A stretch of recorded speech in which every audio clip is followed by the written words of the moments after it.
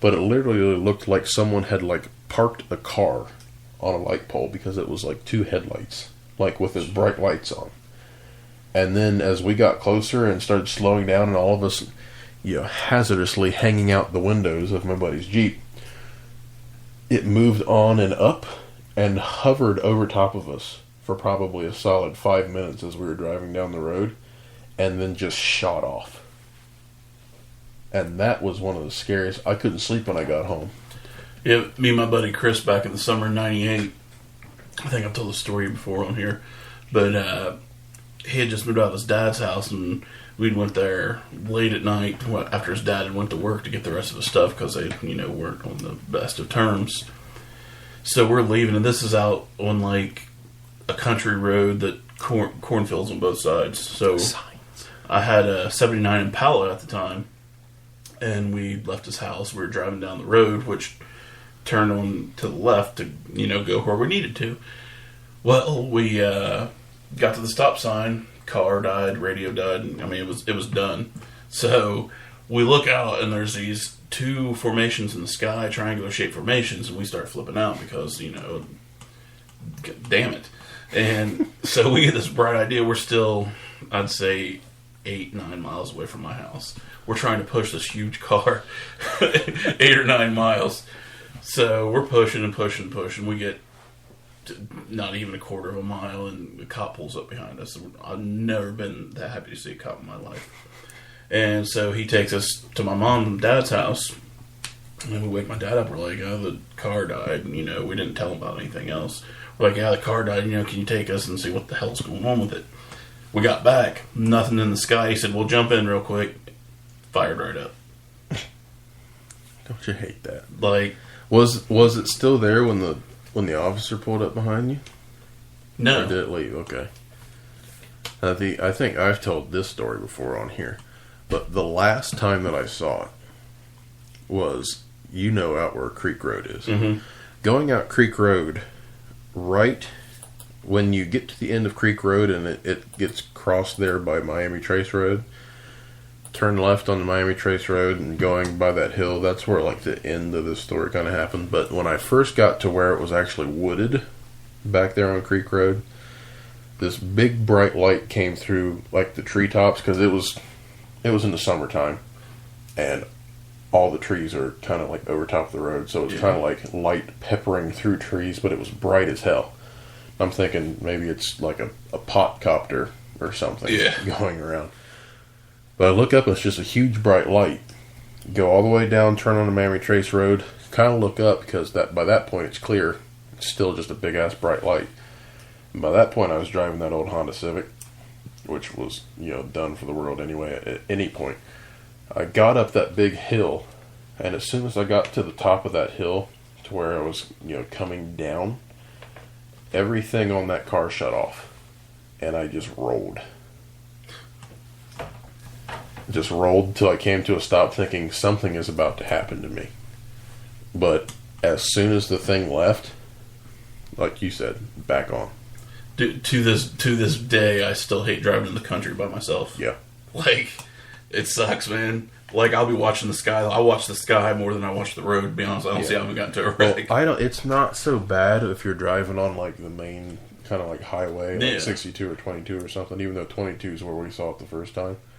But, like, Old 35 or, like, Creek Road or anything like that, Prairie Road, can't do it. Or, like, that stretch between 62 and Bloomingburg. Yeah. Or from Bloomingburg and taking 38 back and around to Courthouse. I always freak out back there. See, that thing that happened to me, we had seen stuff in the sky, like, weeks leading up to this. And, at the time, there was like 4 of us in the car. And, we were stupid. We were like shining flashlights up in the air as we were driving, and trying to signal and whatever. And, yeah, I won't do that again. Alrighty. Let's get on here. Did you talk about Phoenix? Phoenix Lights? No. Okay, number 8 here. March 13th of 1997. The Phoenix Lights. On that evening, thousands of people in Nevada and Arizona reportedly saw what many described as a... Oh, what's that? Oh, it's okay. It was almost going to be selfie time. What many described as an immense V-shaped object outlined by 7 lights. Others, however, reported seeing orbs and triangles in the sky as well. Police departments in Phoenix, Tempe, Glendale, and other Arizona cities were jammed with calls from residents.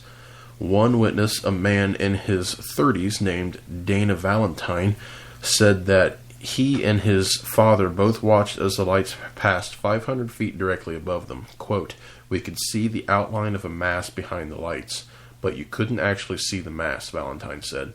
"It was more like a gray distortion of the night sky, wavy.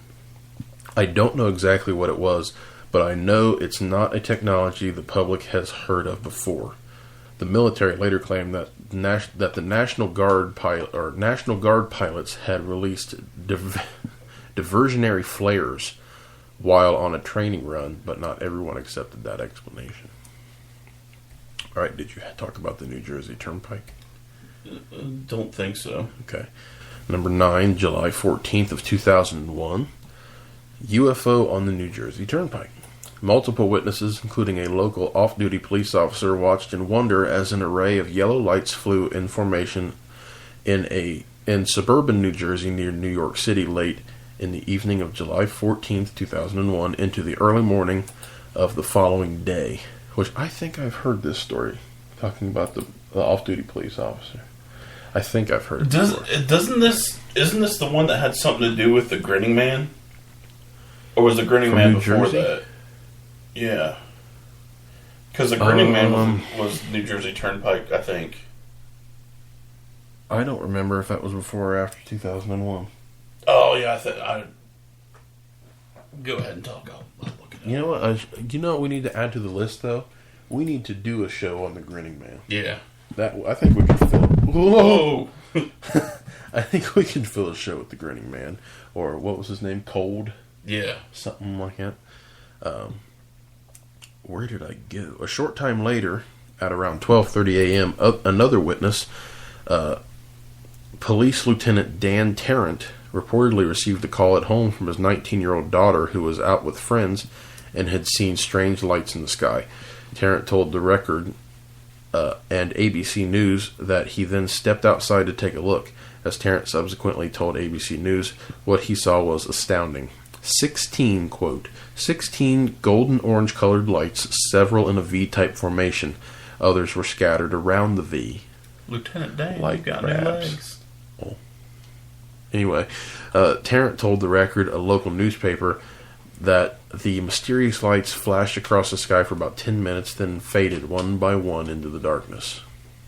Grinning Man was the 60s. 60s, okay.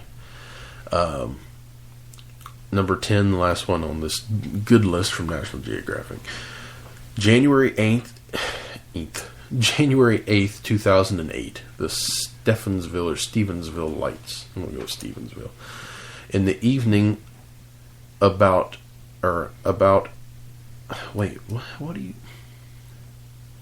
the evening, about 40 local residents, I don't know why they added that, including a local amateur civilian pilot and a police officer, witnessed a UFO that hovered over the farming community for about 5 minutes before streaking away into the night sky.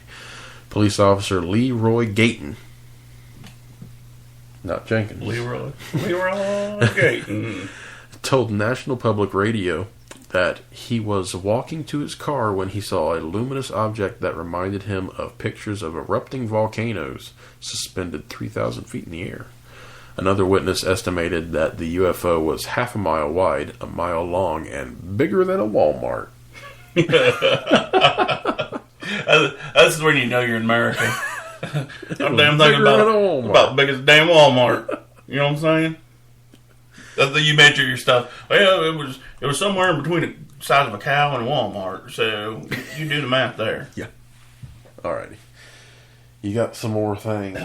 I found Injured Cold, the Grinning Man. Okay.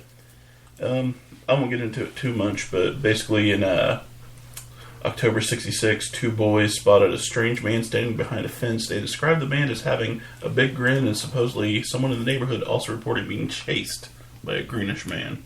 So we'll get into that in another show. Okay. All right. This one is titled, Witnesses Say 10 o'clock, Best Viewing Time for Triangle UFOs. Okay. Well, that's in about 40 minutes, Jason.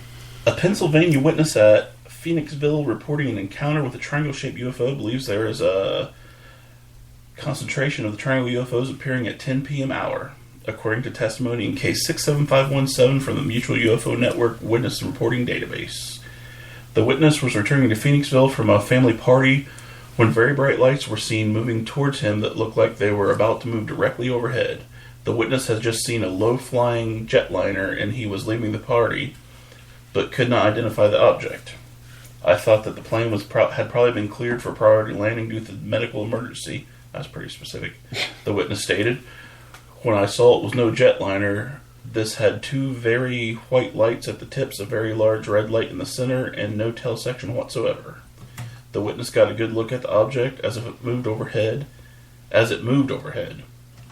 Basically, it's saying like the months of like the summer months when everybody's outside anyways celebrating 4th of July and stuff, and that's everybody's looking up at the sky anyways. So those are like the prime times.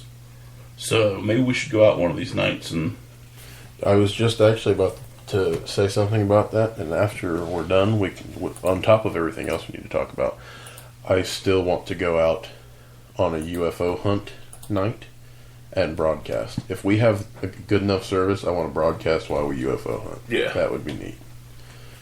Plus, we get to ride around and frickin', stargaze, apparently. So. Alrighty. How much do you have left? 2. 2? Okay, I have 2 left as well. Let's take one more break, and then we'll finish up and do the things we need to do. Alright, just under a minute for this break. You've been listening to Into the Other Side Paranormal Talk Radio. Stay tuned. Hey everyone, it's David from Soapy Inc. and Into the Other Side Paranormal Talk Radio, and I'm here to tell you about an awesome program from iHeartRadio called Show Your Stripes. What's Show Your Stripes? It's a program geared towards spreading awareness around the issue of returning veterans who are unemployed, and it encourages businesses to hire these highly trained and skilled individuals who deserve a shot at a normal life.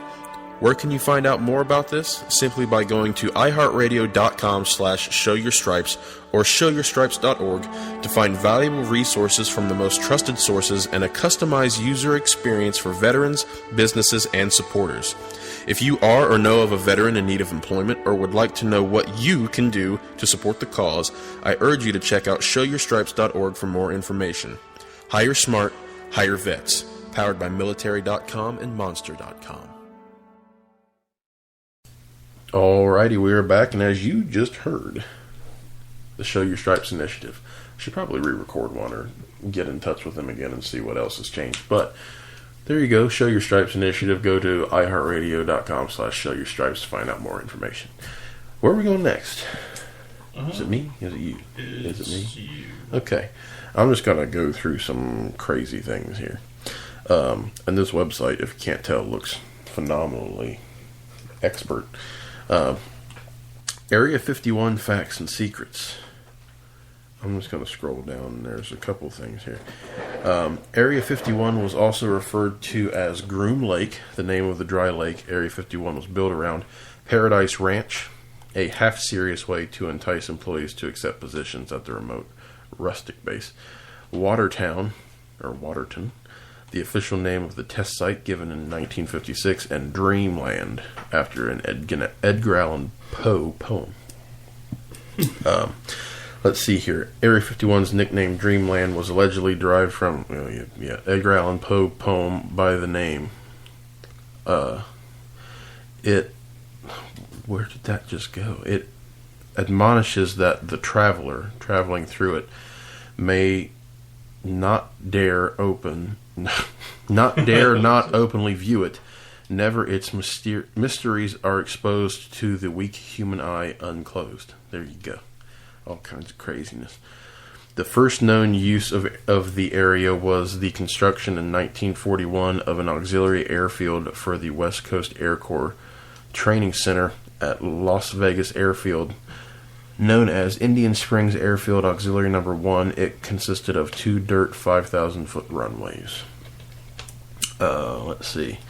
Under President Dwight Eisenhower, the Groom Lake facility was put in the hands of the CIA for Project